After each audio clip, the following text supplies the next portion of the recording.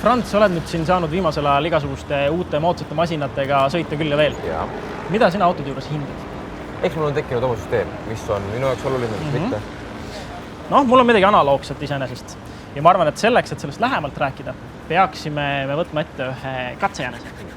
Midagi, mis oleks oma eelkäijast uuem, parem, suurem, võimsam, ilusam. Ja nagu ikka, täpselt sama jutt. No jah. Et ma arvan, et läheneme natuke pragmaatilisemalt. Mida meil auto juures lubatakse ja kas me saame ka millegagi petta?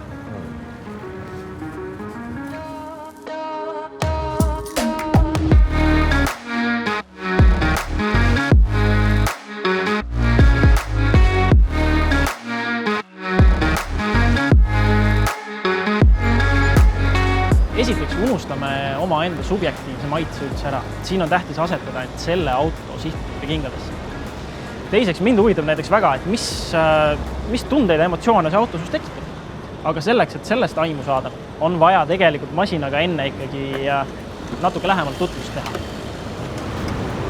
Oleks hea mingid katseid teha. No aga vaata, kas seal uksetaskus on midagi, mis sulle võiks huvi pakkuda. Mis silma hakkab? No esimese asja näeb kohe silma, et 0-100 on 7 sekundit.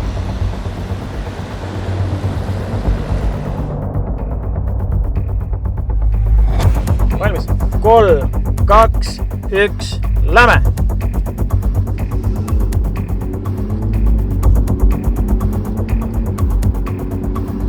Täis. Tuli kusagil 7,8 sekundit. No, see on proovitud. Mis sulle seal brošüüris veel silma jäi põnevat? No seal oli kirjas, et ta peaks vedama 3,5 tonni, aga ma ei suuda seda uskuda, et üle 2 tonnine auto suudaks sellist massi vedada järele. Tead nagu rohkem, kui ta ise on ju. Jah.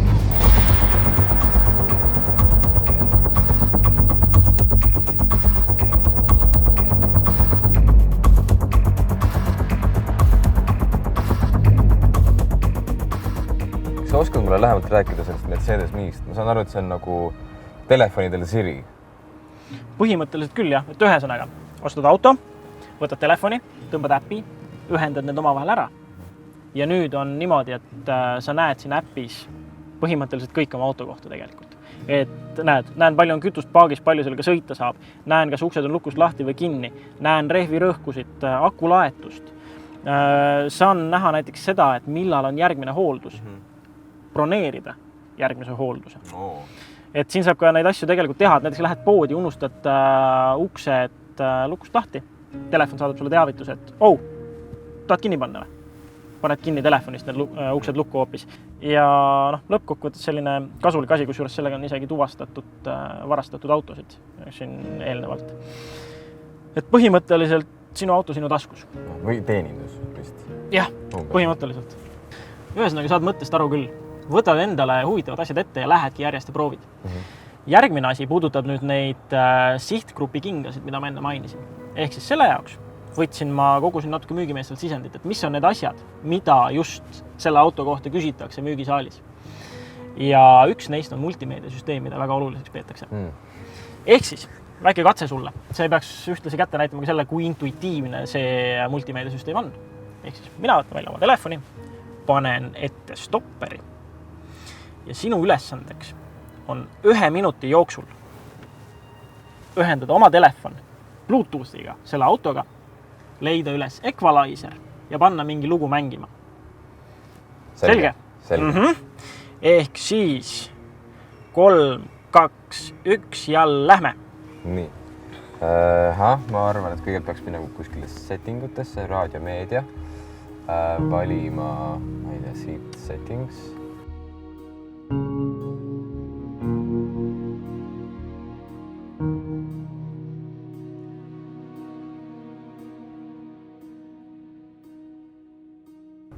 Ja aega läks 52 sekundit. Kas tõstame korraks volüümi ka? No pane!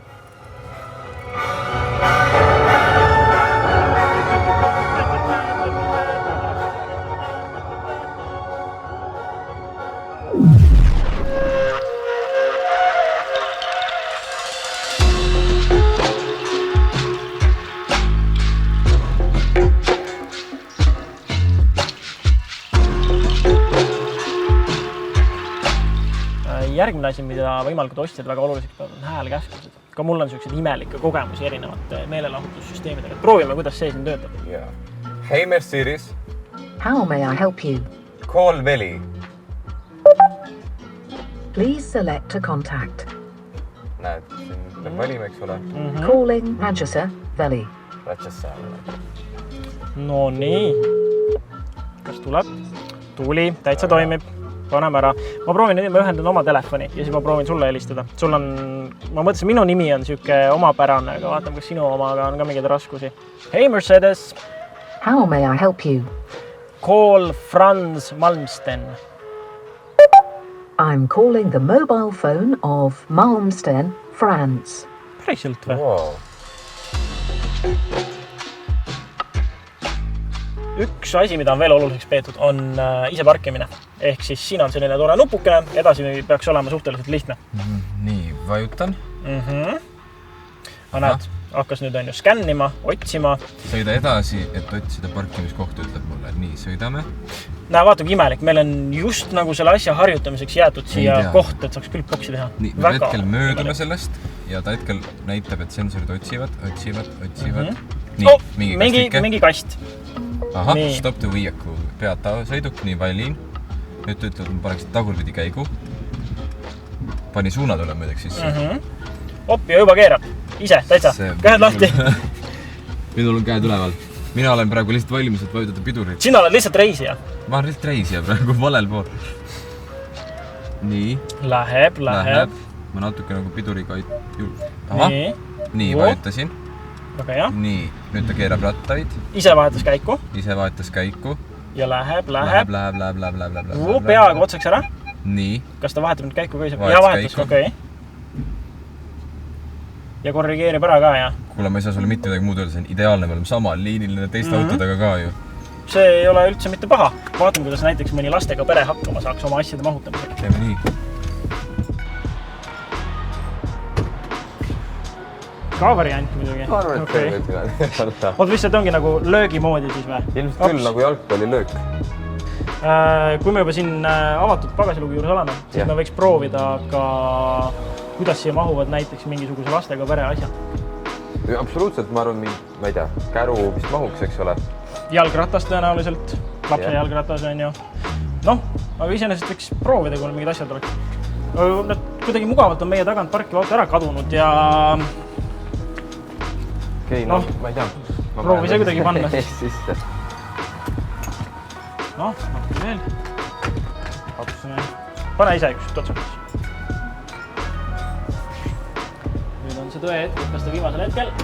Ei, läheb. Mahub. Väga hea, väga hea. Laste jalgratas ja vankster mahub väga hästi siia ja tegelikult ühe ruumi üle ka. Noh, see toimis. Nüüd järgmine asi. Üleüldiselt selliste kupeemaasturite puhul on minul näiteks olnud kriitikaks senimaani see, et ilu nimel on ohverdatud funktsionaalsust. Ehk siis sa teed selle langeva katusejoone ja sul jääb tagaistmel, võtad on pearuumi vähemaks. Vaatame. Proovime kohe järele. Nii. Soo. Kuule, mul on täitsa rusika jagu ruumi, ma ei arvanud ka seda praegu. Mul on ka põhimõtteliselt, rusikas ja lavakäsi veel peale. Täitsa hästi isegi. Ma olen 1,80 m iseenesest, ma ei ole nagu just kõige pikem poiss, aga... Meil on 83. Ja ma istun just kui enda taga, istun selles asendis ja põlveruum, ma siin ikka mahun liikuma ja... Tangot tegema. Jah.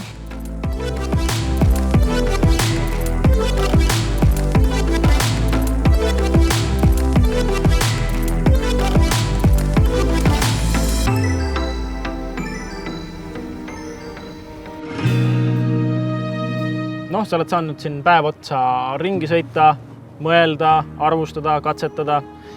Oled sa siin tuvastanud mingisugused puudujääke? Jaa, tegelikult ühe olen.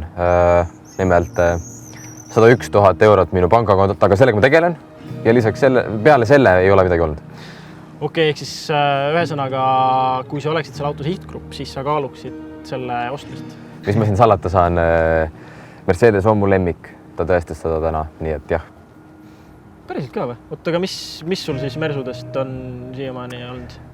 G-klass. alates sellest hetkest, kui ma väikse poisina sinna sisse istusin, ta on ta ja mu lemmikuks jäänud ja nimelt ka vormelis olen siin vormilt vaatama hakanud ja ma ei saa midagi öelda. Mercedes on parim ja me näeme seda ka tulemustes. Okei, aga nüüd, kui me läheme selle tunnetusliku osa juurde, need emotsioonid ja muud mõtted, siis mis tunde see autos tekitab?